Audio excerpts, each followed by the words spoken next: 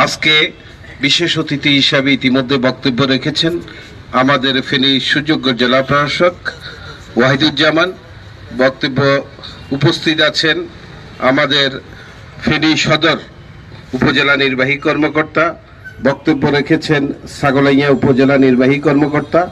উপস্থিত আছেন ফেনী জেলার অতিরিক্ত পুলিশ সুপার সহ এইখানে গণ্যমান্য ব্যক্তিবর্গ, মালিক, শ্রমিক এবং সুধীজন, সাংবাদিক সবাইকে আমার ব্যক্তিগত পক্ষ থেকে এবং ফেনী জেলা আওয়ামী লীগের পক্ষ থেকে আন্তরিক অভিনন্দন এবং শুভেচ্ছা জানাই। প্যাসেঞ্জারকে মাথায় রাখতে হবে যে ড্রাইভার, হেল্পার এরাও মানুষ, এদের হিসাবে এদের একটা সম্মান আছে।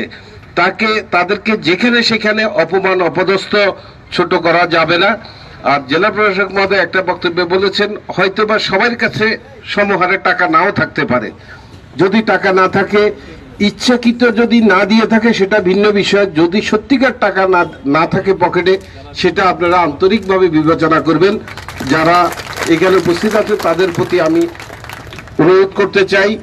আর পরিশেষে এইটুকু বলতে চাই, আপনারা জানেন আজকে মাননীয় প্রধানমন্ত্রী জয়ন্তী শেখ হাসিনা সারা বাংলাদেশে যেভাবে উন্নয়ন করছে, ফেনীকেও বঞ্চিত করে নাই। আমরা চাই আমাদের ফেনীর প্রত্যেকটি মানুষ যাতে সুন্দর পরিবেশে যাতে বসবাস করতে পারি, আমরা সকল নাগরিক সুযোগ সুবিধা নিয়ে যাতে বসবাস করতে পারি, সেটা আমাদের যারা আমরা জনপ্রতিনিধি আছি জন্য।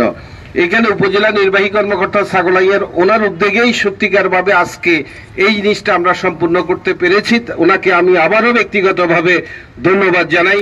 উনি আমার কাছে একটি দাবি করেছেন, জনগণের স্বার্থে, জনগণ যাতে নির্বিঘ্নে যাতে সুন্দর পরিবেশে ছাগলাইয়া থেকে এসে যাতে অন্তত শহরের মধ্যে ঢুকতে পারে, শহরের ভিতরে যদি ঢুকতে পারে, সত্যি একটা লোকের কষ্ট কিছুটা হলে কম হবে। এখানে নামার পরে আবার সিএনজি অথবা রিক্সা নিয়ে ওইটুকু যাওয়া সত্যি কষ্টের ব্যাপার।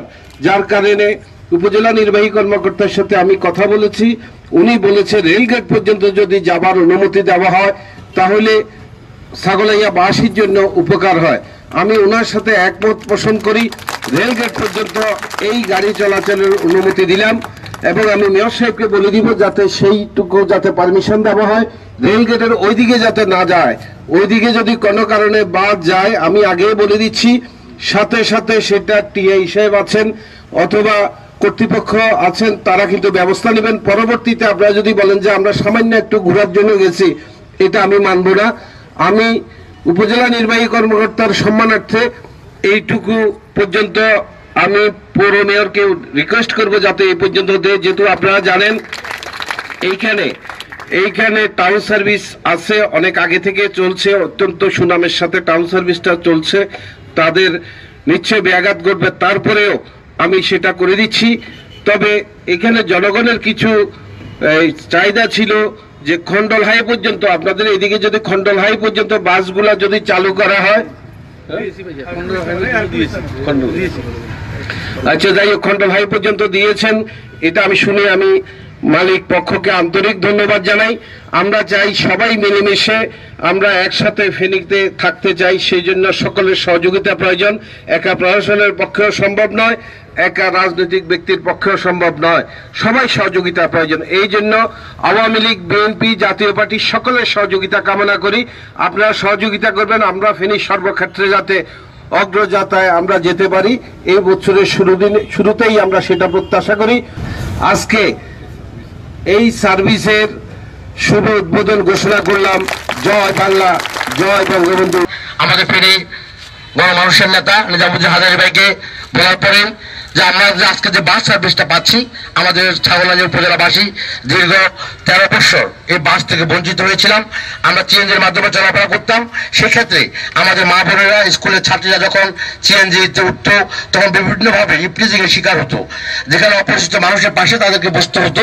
সেই দিক থেকে আমি মনে করি আজকে আমরা উপজেলাবাসী ধন্য। আজকে ফেনী জেলা প্রশাসককে আমি ধন্যবাদ জানাই। নাগরিকদেরকে সম্মান করবেন, আমরা নাগরিক বিষয় নাগরিকগণ আপনাদেরকে সম্মান করব। সুস্থ, সুন্দর এবং সাবলীল দ্বারায় এই বাসগুলো পরিচালিত হবে।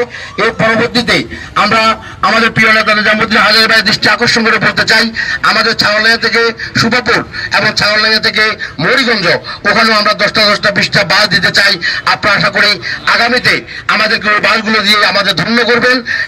ছাগলনাইয়া উপজেলাবাসীর হৃদয়ে আপনাদের জন্য সবসময় লক্ষ্য লেখা থাকবে, এই আশাবাদ ব্যক্ত করে আপনারা অনেক মূল্যবান সময় নষ্ট করে এখানে এসেছেন, তা আপনাদের প্রতি কৃতজ্ঞতা প্রকাশ করে নববর্ষের শুভেচ্ছা জানিয়ে আমি আমার সংক্ষিপ্ত বক্তব্য এখানে শেষ করলাম। জয় বাংলা, জয় বঙ্গবন্ধু।